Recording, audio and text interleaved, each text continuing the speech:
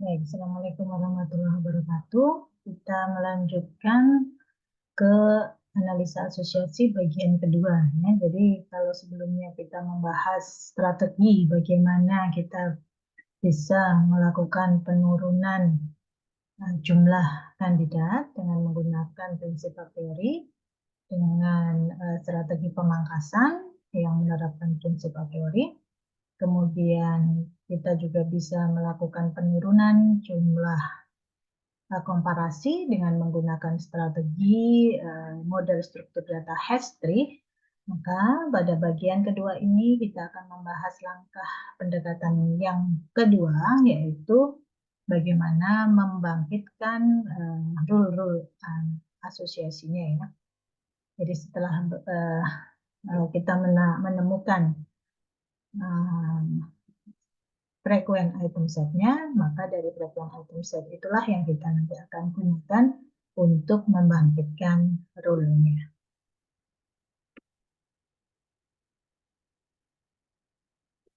Jadi itu yang akan kita bahas di section kedua ini, yaitu rule generation. Nah, pertanyaannya adalah bagaimana membangkitkan rule dari frequent item set secara efisien. Kita membayangkan di sini bahwa confident itu tidak mempunyai sifat anti monoton. Artinya apa? Bahwa confident dari subset ABC ke D,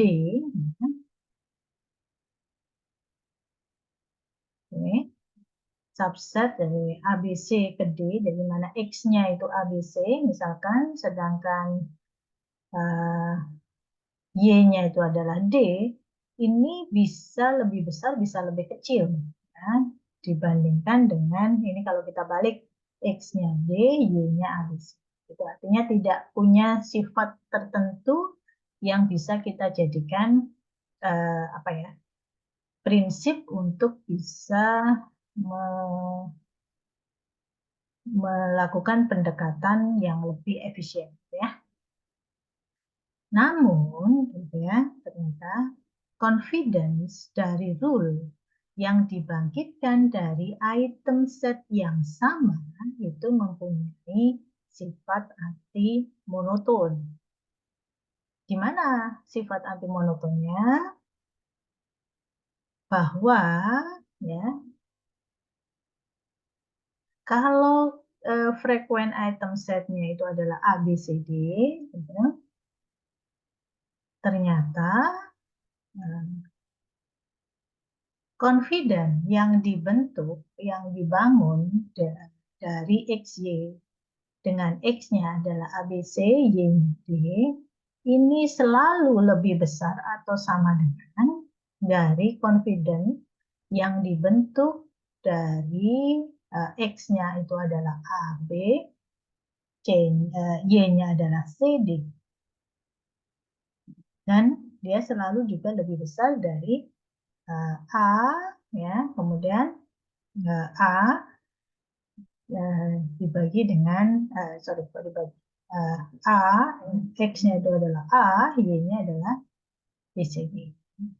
Nah, gimana ini logikanya? Kita perhatikan, di dalam rule itu ada dua bagian kan? Yaitu X dan Y, atau kita sebut dengan antecedent di bagian X, ya, antecedent, dan konsekuen di bagian Y. Oke. Nah, masih ingat rumus confident itu adalah sama dengan jumlah dari X digabungkan dengan Y dibagi dengan jumlah dari X-nya, ya, dibagi dengan jumlah dari X-nya, dibagi dengan jumlah dari antecedent. Jumlah kemunculannya dalam hal ini support, ya, support count dari bagian antecedentnya atau bagian X-nya. Nah, sehingga kalau ini ABCD AB, kemudian ke CD, A ke BCD, ini kan sebenarnya kalau digabungkan itu akan sama dengan ini. Nah, akan sama dengan ini. Artinya bahwa nilai yang di atas ini, nilai penyebutnya, pembilang ya, kalau di dalam pembagian itu pembilang, ini selalu sama. Selalu sama. Sebut saja nilainya misalkan L. Nah, maka ya kan, C ini kalau mau kita bandingkan, itu kan bergantung pada berapa support count dari X-nya. Berapa support count dari X-nya, kan gitu. Semakin kecil, nah, X-nya ini semakin kecil nilai support count dari X-nya, maka secara keseluruhan ini pasti akan lebih besar, kan? Menjadi lebih besar, kan gitu. Ini semakin kecil, maka menyebabkan C-nya menjadi semakin besar. Nah, kan gitu. Nah, tadi kita sudah tahu sifatnya. Sifat antimonoton dari prinsip a priori kan, bahwa nilai kemunculan. Nah, A, nilai kemunculan A saja itu pasti lebih besar atau sama dengan dari nilai kemunculan yang A dengan B. Ya. Dan dia juga pasti akan lebih besar atau sama dengan kemunculan A, B, dan C. Kan gitu. Semakin sedikit itemnya, maka di sini akan nilai support count-nya menjadi lebih besar. Kan gitu. Kebalikannya, semakin banyak komponennya, ya, maka dia juga akan semakin kecil nilai support count-nya. Nah, kan artinya ini kan sama dengan nilai dari bagian anteseden. Nah, berarti sekarang kita hanya tinggal melihat nilai bagian dari antesedennya ini. Antesedennya semakin banyak, maka dia kan semakin kecil. Kalau dia semakin kecil, itu akibatnya adalah C-nya menjadi semakin besar. Saya kebalik. Semakin sedikit elemennya atau item di dalam item setnya, maka ini akan menyebabkan kan nilai apa namanya kemunculannya kan jadi semakin besar, karena di sini semakin besar itu akibatnya C-nya akan menjadi semakin kecil. Nah itu ya. Sehingga kalau dilihat di sini benar kan, karena di sini kan semakin banyak. Ini X-nya kan, X-nya semakin banyak dia pasti. Nah, ini X-nya kan. Karena semakin banyak, ini akan menyebabkan nilai confidence-nya menjadi semakin besar. Sedangkan kalau dia semakin sedikit, nilai confidence-nya akan semakin kecil. Nah, ini itu yang bisa kita amati dan kita gunakan menjadi strategi. Jadi strategi bagaimana kita membangkitkan rule secara efisien. Maksudnya gimana? Membangkitkan rule itu kan tadi juga membutuhkan waktu atau waktu komputasi yang cukup banyak juga. Jumlah rule ya itu kan kalau dirumuskan tadi mengingat dari materi yang sebelumnya bahwa kalau kita punya 6 rule saja itu 6 item saja, maka itu kita harus membangkitkan 602 rule gitu. Nah, sama nanti kalau kita membangkitkan rule dari sebuah frakuent item set, berarti kan kita harus membuat kombinasi dari semua item ini. Jadi contohnya kalau saya punya item setnya A, B, C, D ini menjadi frekuen, maka kan kita harus membuat semua rule yang mungkin dari A, B, C, D itu. Ya, B, C, D, kemudian A, B ke A, C, D, lalu C ke A, B, D, dan seterusnya. Ini kombinasi 1 dulu, kemudian nanti kombinasi 2, kombinasi 3, dan seterusnya. Ini juga banyak nanti. Nah, kita bisa memangkas, jadi tidak perlu, jadi kan nanti harusnya ini terus dihitung ini confident-nya berapa. Ini confident-nya berapa. Nanti yang memenuhi minimum confident kita ambil, yang tidak memenuhi minimum confident kita buang. Nah, bagaimana caranya kita nggak perlu menghitung semua, tapi kita hanya mengambil yang sudah pasti, sudah pasti nilainya. Gitu. Kalau yang sudah pasti tidak memenuhi, ya nggak usah dihitung confident-nya. Nah, itulah strateginya kita mendapatkan membangkitkan rule-nya itu secara efisien. Nah, gimana caranya? Yaitu tadi dengan memanfaatkan sifat anti monoton dari bagian antecedennya. Bagian antecedennya. Bahwa di dalam bagian antecedent ini ternyata punya urutan seperti ini. Ya.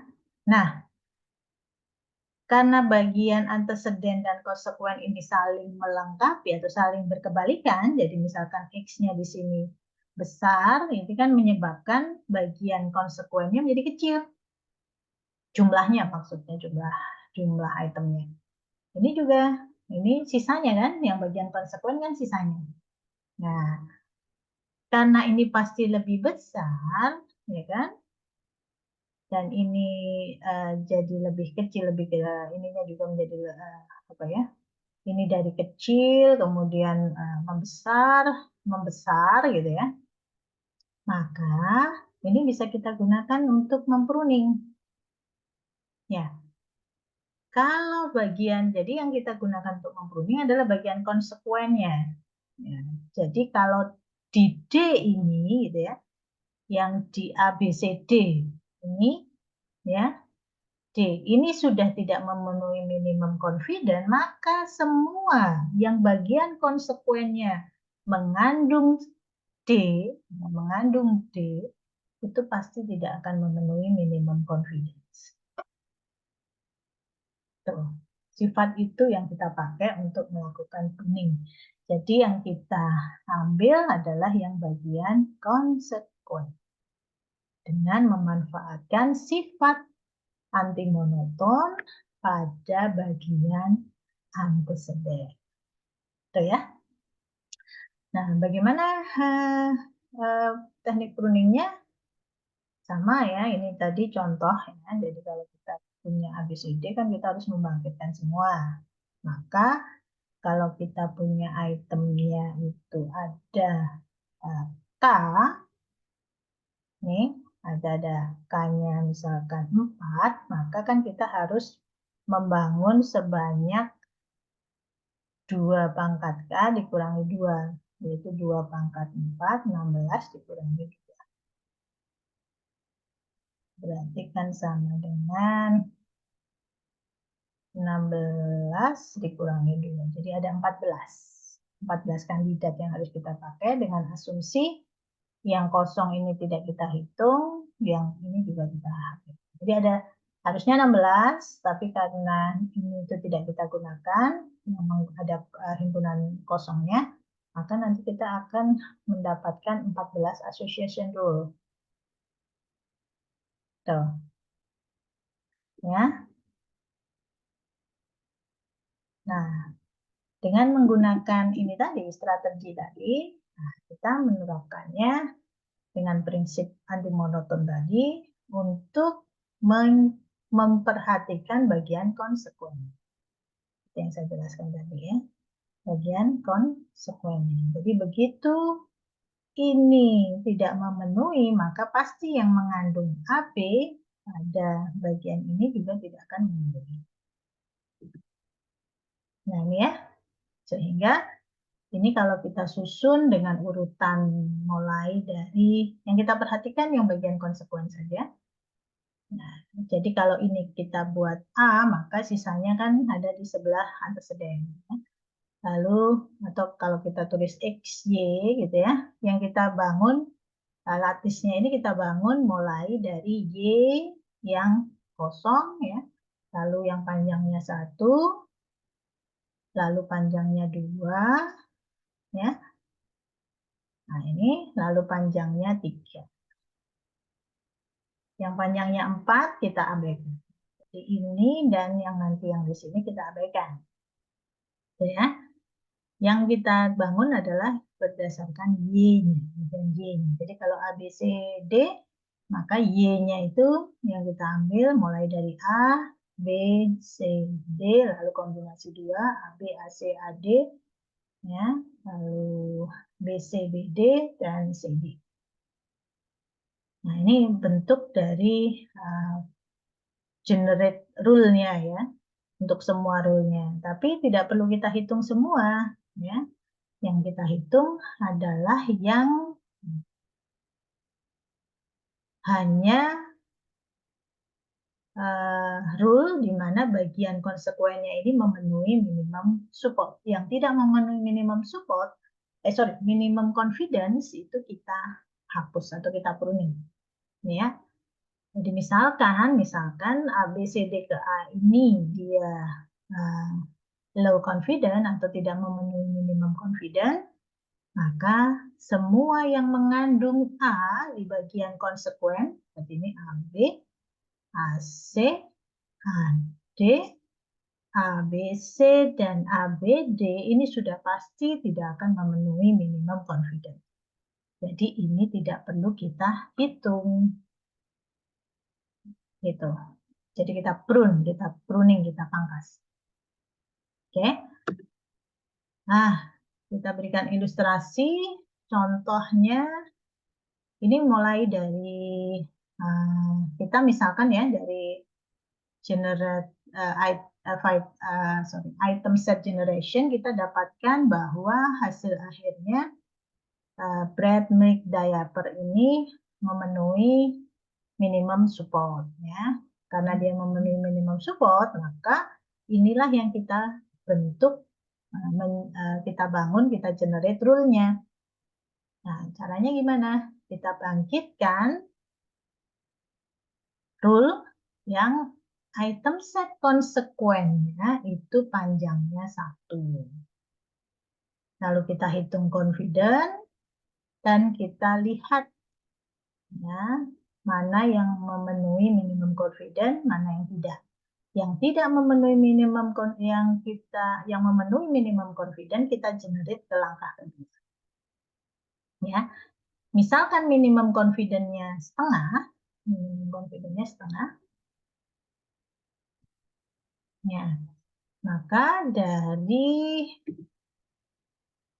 bread milk diaper ya, bread milk diaper, di sini kita bangun yang konsekuennya panjangnya 1.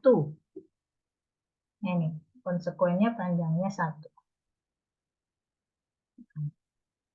Kan karena dia berasal dari 1 ini, yang sebelah kiri atau bagian antecedennya kan sisanya.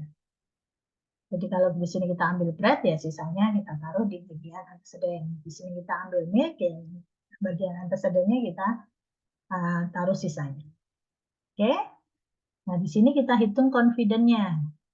Nah, ternyata confident itu adalah banyaknya make diaper bread dibagi dengan banyaknya make dan diaper. Ternyata hasilnya semuanya sama. Nah, dari sini nanti kemudian kita ambil yang panjangnya 2. Ya, panjangnya 2. Berarti kombinasi yang sebelah kanan ini aja yang kita perhatikan. Bread milk, karena di sini bread milk, maka sisanya tinggal bread diaper, milk diaper. Lalu kita hitung juga, ternyata semuanya sama, jadi nggak ada yang bisa dipangkas. Nah, itu kira-kira caranya hanya nanti misalkan, ini kebetulan soalnya semuanya sama. Saya berikan contoh saja, contoh analisa asosiasi, mulai dari langkah pertama, yaitu frequent item set generation, sampai dengan yang terakhir rule generation. Misalkan kita punya data yang seperti ini ya. Di sini kita punya nilai ada 10 transaction, itemnya ada 5, tapi di sini nilainya ini masing-masing ya. Lebar rata-ratanya ada 4. Nah, kemudian minimum di sini kita diminta menemukan semua rule yang memenuhi minimum supportnya 4/10, minimum confidence-nya 7/10. 70% dan 40% ya. Nah, kita mulai dari langkah pertama. Langkah pertama adalah frequent item set generation dengan prinsip a priori. Ya, sama. Langkah pertama adalah kita ambil untuk panjang 1, nah item set 1, 2, 3, 4, 5, itu panjangnya supportnya berapa. Banyaknya kemunculan ya, banyaknya kemunculan ada berapa. Di sini 6, 7. Nah, karena minimum supportnya 4, maka semua yang kurang dari 4 ini kita pruning, kita pangkas. Artinya 5 ini tidak perlu kita hitung di langkah berikutnya. Sehingga di langkah berikutnya, perhatikan di sini yang kita ambil item setnya adalah semua yang kombinasi yang tidak mengandung angka 5. Ya, tidak mengandung angka 5 ya. Karena itu sudah di pruning, sudah dipangkas, tidak akan masuk perhitungan. Ya. Nah, di sini kita hitung lagi, bla bla bla bla, ternyata 1, 4 ini tidak memenuhi minimum support. Minimum supportnya kan 4, ini lebih kecil dari 4. Oke, berarti yang berikutnya, di langkah yang berikutnya, untuk ini kan 2 item set, untuk 3 item set, maka kita pilih kombinasi dari 5 angka tadi, 1, 2, 3, 4, 5, yang tidak mengandung 1, 4, dan kalau 5 kan sudah jadi. Berarti kita kombinasikan dari ini. Yang tidak mengandung 1, 4. Berarti kan 1, 2, 3, 1, 2, 4. Nggak boleh, karena ada mengandung 1. Tapi 2, 3, 4 boleh. Ya. Gitu. Ya, jadi menjadi 1, 2, 3 dan 2, 3, 4. Nah, ternyata yang ini tidak memenuhi. Kemudian, karena di sini tidak memenuhi dan tinggal ini, tidak mungkin kita dapatkan yang panjangnya 4. Oke, seperti itu ya. Sehingga secara keseluruhan diperoleh frequent item set-nya adalah 1, 2, 3, 4, 1, 2, 1, 3, dan seterusnya. Nah, untuk ke langkah generate rule, maka yang ini tidak perlu kita abaikan saja. Kenapa? Ini kan tidak bisa dibangun rule ya, kalau hanya satu saja. Nah, berarti kan rule-nya adalah 1 ke 0 gitu. Atau 0 ke 1, kan nggak perlu gitu. Jadi yang ini tidak perlu kita bangun rule-nya. Jadi yang kita bangun hanya 1, 2, 1, 3, 2, 3, 2, 4, 3, 4, 1, 2.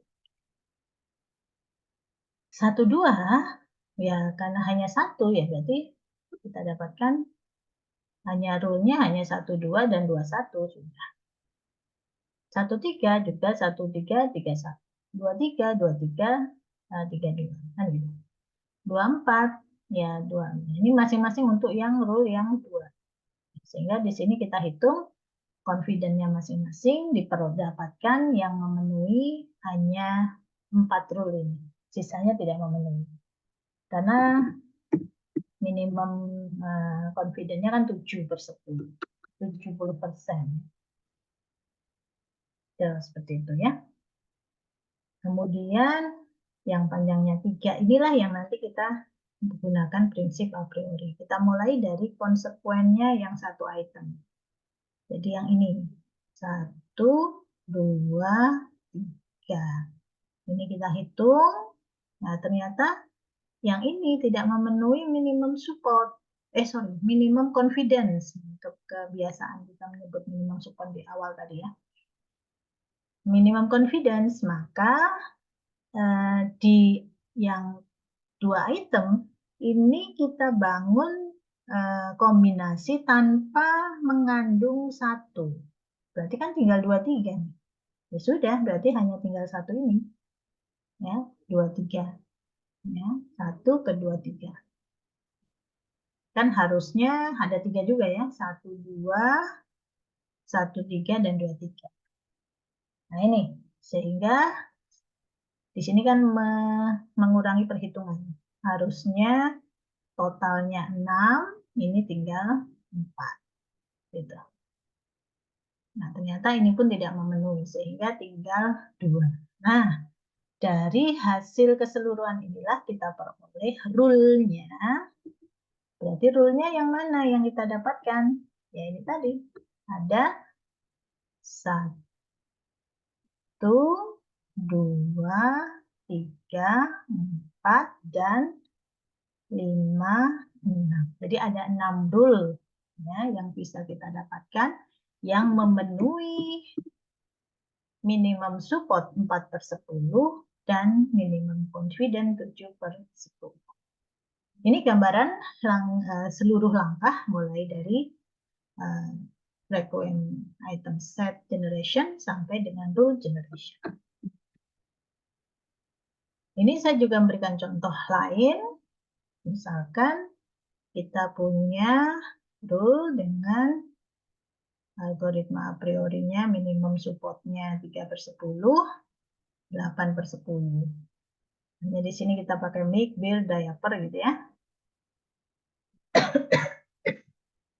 Sama caranya, kita mulai dari frequent item set generation dengan kita ambil yang 1 item set, kita lihat. Nah, ternyata di sini minimum supportnya 3/10, maka semuanya ini masuk ke langkah kedua, karena semuanya memenuhi minimum support.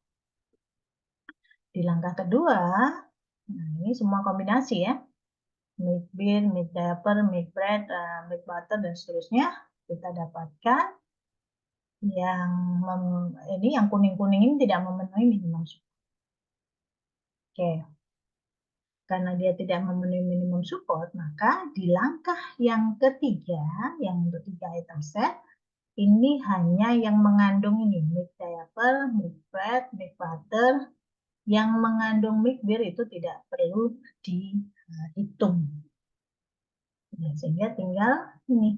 Ya, kombinasi tadi hanya tinggal 4 ini.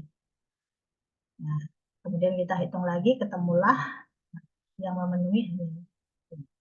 Tidak ada yang 4 ya, karena make, kalau kita kombinasikan dari ini, make, bread, butter, diaper, nah ini nggak bisa karena dia mengandung make, diaper, bread. Gitu. Ya, atau make, diaper, butter. Jadi nggak ada lagi. Sehingga seluruhnya yang kita peroleh adalah ini. Nah, seluruh frequent item set. Nah, untuk masuk ke langkah kedua, rule generation, maka ini tidak perlu kita bangun. Berarti yang kita bangun hanya tinggal yang mulai 2 item. Ya, 2 item make diaper. Ini kita hitung semua ya, make diaper, make bread, ini semuanya kita dapatkan yang panjangnya 2. Nah, ini yang memenuhi hanya 3. Memenuhi minimum confidence ya, minimum confidence. Nah, kemudian dari yang 3 item set, kita dapatkan, kita mulai dari yang bagian konsekuennya itu 1 item dulu. Ya. Berarti di sini yang kita lihat ya, milk, bread, butter. Nah, ini kita dapatkan. Nah, ini ketemu ternyata yang ini tidak memenuhi. Maka di yang 2 item itu kombinasi yang mengandung milk itu tidak perlu kita hitung. Jadi yang kita hitung hanya yang mengandung bread dan butter. Nah, kita dapatkan ini. Ya, jadi itu caranya. Kemudian dengan cara yang sama, kita hitung juga untuk yang diaper, bread, dan butter. Caranya sama. Nah, di sini kita dapatkan seluruh rule-nya yang memenuhi itu yang warna putih-putih ini ya. Jadi ada 1, 2, 3, 4, 5, 6, 7. Jadi ada 7 rule ya, yang kita dapatkan menggunakan data ini ya, dengan minimum support 3/10, minimum confidence-nya 8/10. Nah, itu kira-kira gambaran proses untuk mendapatkan rule dengan menggunakan analisa asosiasi yang menggunakan prinsip pendekatan a priori. Baik, sekarang setelah kalian bisa memahami secara keseluruhan tahapan di dalam analisa asosiasi atau association rule analysis atau bagaimana melakukan association rule mining, maka saya sekarang ingin jelaskan kepada kalian mengenai apa ini, representasi dari frequent item set. Karena gini, pada prakteknya ya, jumlah frequent item set yang dihasilkan itu sangat besar sekali. Sangat besar sekali. Nah, karena kalau kita berbicara mengenai data real, itu nggak mungkin ya. Item set itu kita hanya 10, gitu ya. Minimal 100 lah. Dan beberapa item set ini redundant. Ya, beberapa item set ini redundant. Karena mempunyai support yang nilainya identik dengan supersetnya. Maksudnya gimana? Superset. Superset itu adalah apa itu namanya? Set yang mengandung semua elemen dalam satu set tertentu, gitu ya, superset. Jadi misalkan kita punya subset AB gitu, supersetnya ya berarti ABC, ABD, ABE dan seterusnya. Itu superset. Redundant itu artinya dia mempunyai nilai yang sama, identik. Nah, itu berarti bisa jadi kita menuliskannya kan berulang, seolah-olah berulang.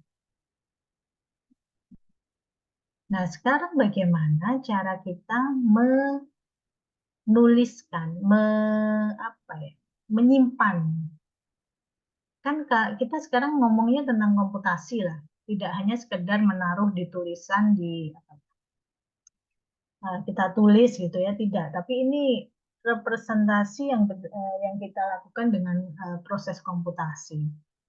Nah, kalau jumlah frequent item set kita besar, berarti kan kita butuh memori yang besar juga untuk menyimpan semua frequent item set itu. Itu prinsipnya. Nah, bagaimana caranya kita bisa menyatakan frequent item set itu dengan cara yang lebih kompak. Jadi tidak perlu kita simpan semua sendiri-sendiri, tapi dengan cara penyimpanan itu kita bisa mendapatkan semua frequent item set yang kita butuhkan pada saat perhitungan berikut.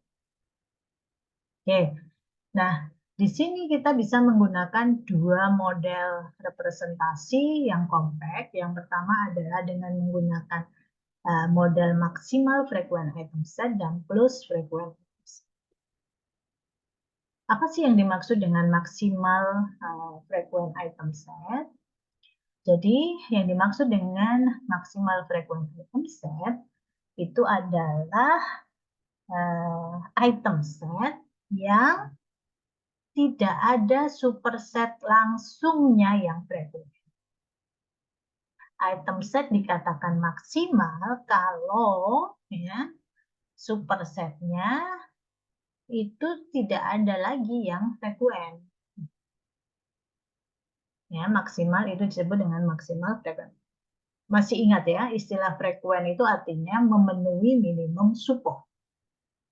Jadi dikatakan dia maksimal, maka di bawahnya dia, maksudnya yang supersetnya anggotanya lebih banyak, itu tidak mungkin terjadi nilai-nilai yang lebih besar dari punyanya dia. Jadi tidak ada yang frekuen. Ini contohnya. Nah, ini contohnya ya. Misalkan gini ya, misalkan AB ini infrekuen, maka kan semuanya tidak perlu kita hitung kan, maka semua yang mengandung AB, ABC, ABD, ABE, ya, ini juga infrekuen. Kemudian ABCD dan seterusnya ini infrekuen. Misalkan juga ternyata ACD ini juga infrekuen. Demikian juga ADE ini juga infrekuen. Sehingga semua yang mengandung ACD kan juga harus infrekuen. Mengandung ADE juga infrekuen. Nah, sehingga kalau kita lihat, ya, AD ini, ya, AD ini kan dia yang ada di superset langsungnya itu kan yang mengandung AD. Ya. Mengandung AD itu ABD, ACD, dan ADE. Ini ketiga-tiganya ini infrekuen. Maka AD ini disebut dengan maksimal item set. Maksimal item set. AE kenapa dia tidak maksimal? Karena superset langsungnya itu kan ABE, ACE, dan ADE. Yang infrekuen atau yang tidak frekuen itu hanya ABE dan ADE, sedangkan ACE ini frekuen, maka AE ini bukan maksimal, gitu ya. ACE ini maksimal karena semua superset langsungnya yang mengandung ACE, ABCE, dan ACDE itu semuanya infrekuen, tidak memenuhi minimum support. Nah, jadi mana-mana yang maksimal ya ini D, ACE, dan BCD. Sisanya ini semuanya bukan maksimal. Oke. Selanjutnya kita pakai untuk apa representasi dengan menggunakan maksimal? Oke. Jadi dari 3 nilai maksimal frekuen item set ini kita bisa mendapatkan ya semua frekuen item set yang mengandung elemen di dalam maksimal frekuen item set tersebut. Sebagai contoh, frekuen item set tadi kan ada 3 ya, AD, ACE, dan BCD. AD frekuen item set yang dimulai dengan A dan mengandung item CDE,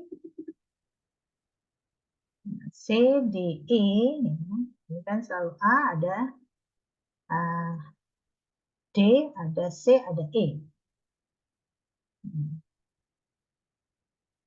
Maka, ya, frekuen item set di kelompok ini merupakan subset dari frekuen item set ACE dan AD. ACE atau AD. Ya, jadi semua yang merupakan subset dari ACE dan AD itu pasti dia juga frekuen item set. Jadi item set subsetnya ini, dua ini, dia pasti mengandung, dia pasti merupakan frekuen item set. Demikian juga yang kedua, BCDE. Maka semua yang merupakan subset dari BCDE itu pasti dia merupakan frekuen item set. Sehingga kita bisa merepresentasikan seluruh frekuen item set dengan hanya menggunakan tiga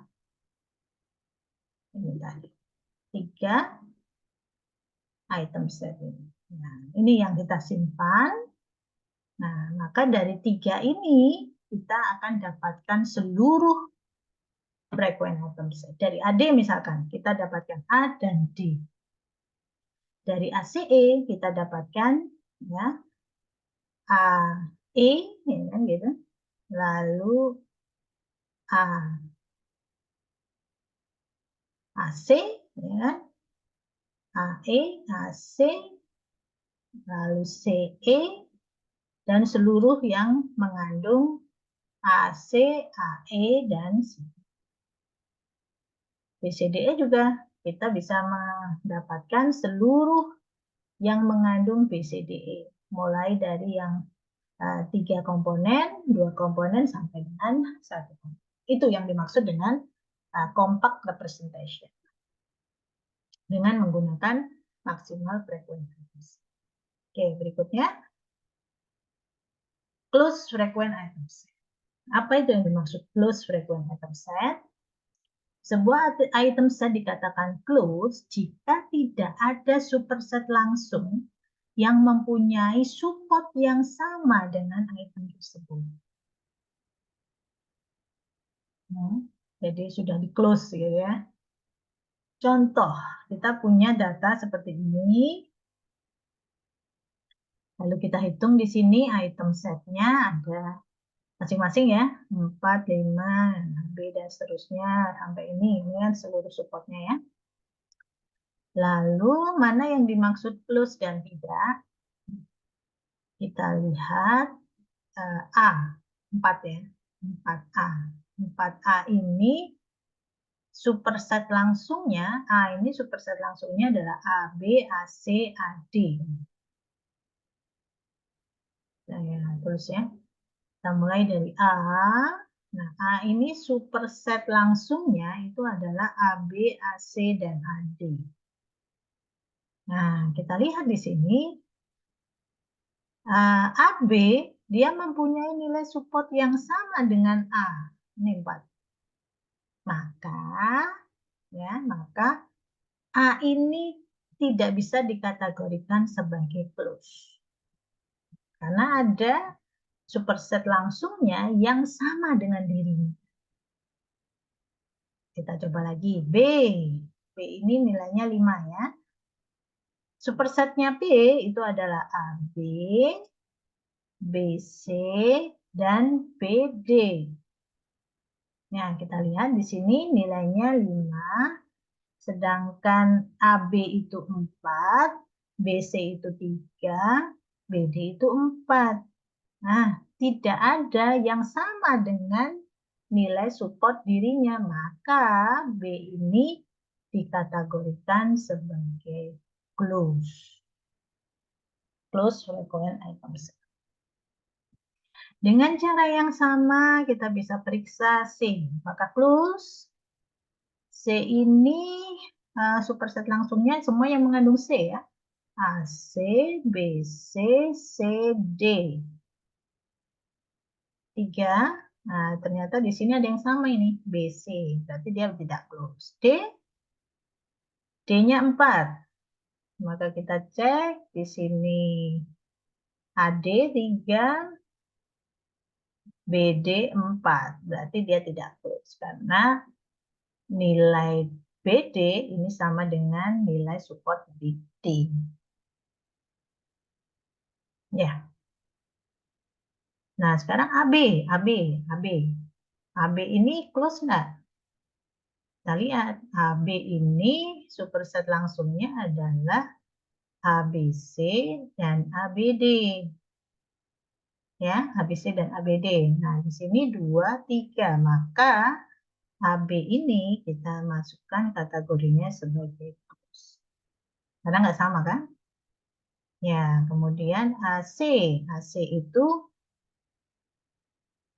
2 nilainya. Ya, sekarang mana yang superset langsungnya? Ini kan ABC dan ACD. Ini kebetulan semuanya sama. Sama nggak? Sama kan? 2, 2, 2. Berarti dia tidak close.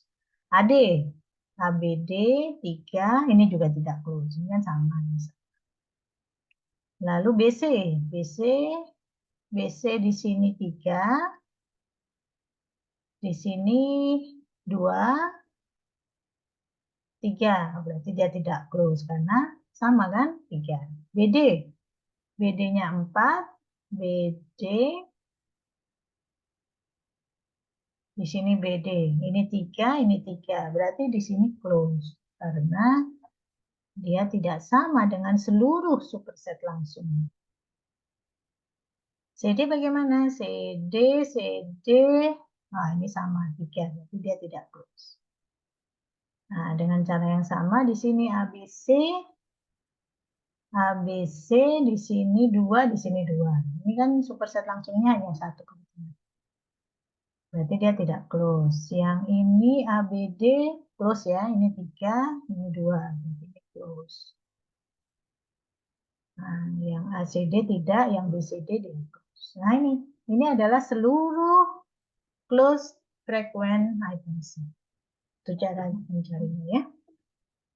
Nah, sekarang kita gunakan untuk apa close ini? Berguna untuk menghilangkan beberapa association rule yang redundant. Ya, artinya apa?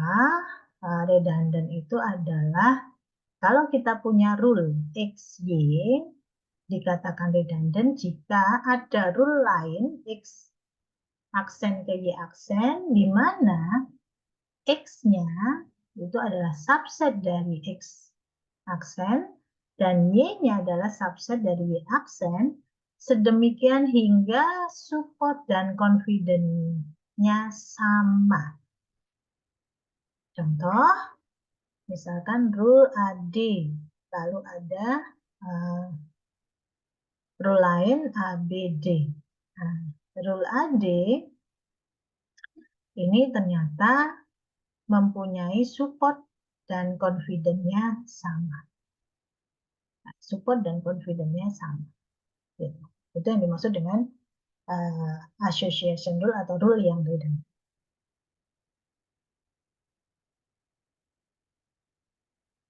Oke ya.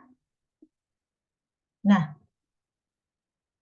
kita lihat sekarang close maksimal versus close di transaksi ini ya. Kita lihat dari data ini ya.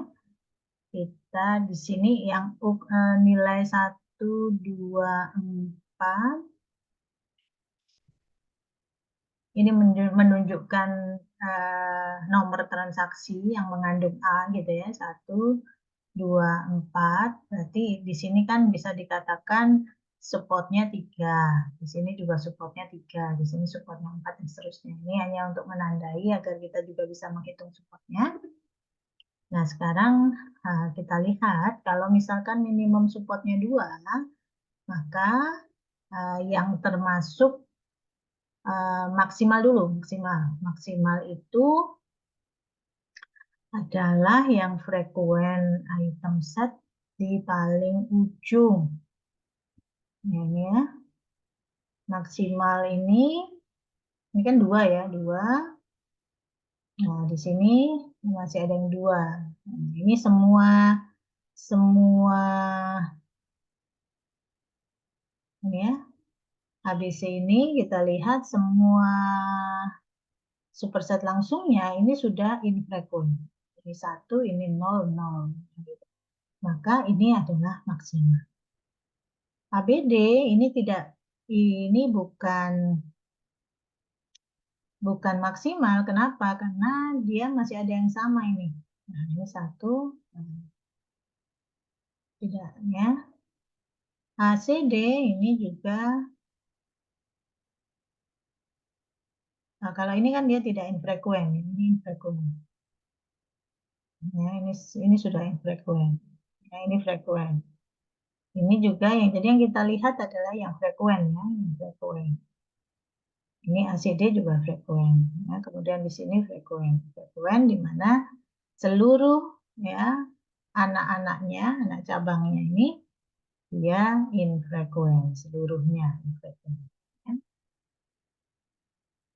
Oke, jadi yang warna biru itu adalah semuanya maksimal.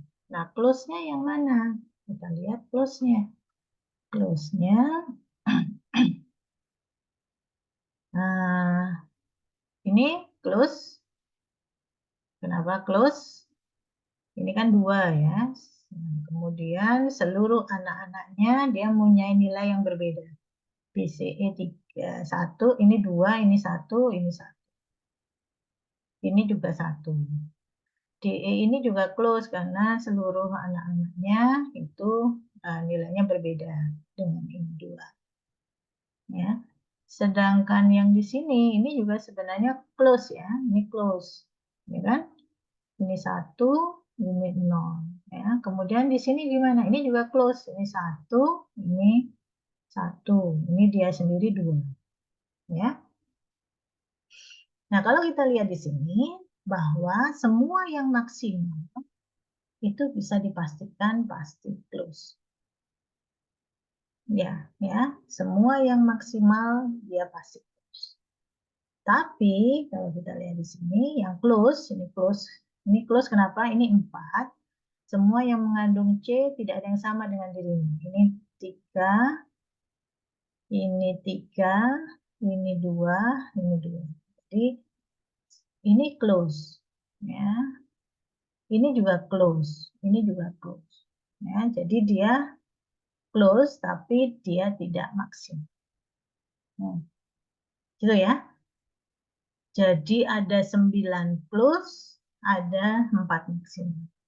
Itu hubungan antara maksimal versus close. Jadi bisa dikatakan di sini yang maksimal pasti close. Ya. Baik adik-adik, jadi itu adalah materi dari bagian kedua, analisa asosiasi. Jadi isinya adalah bagaimana mengenerate rule, kemudian bagaimana merepresentasikan item set dengan menggunakan 2 model, yaitu menggunakan model compact yang pertama adalah maksimal frequent item set dan yang kedua adalah close frequent item set. Nah, berikutnya silakan adik-adik kerjakan penugasan yang ada di bagian analisa asosiasi, di mana adik-adik di sini diminta tugasnya adalah memilih satu dataset sesuai dengan nomor absen, kemudian lakukan generate ya, menggunakan minimum supportnya 30%, minimum confidence-nya 80%.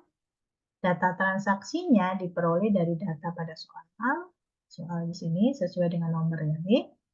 Lalu adik-adik diminta mengenerate semua frequent item set dengan menggunakan prinsip a priori.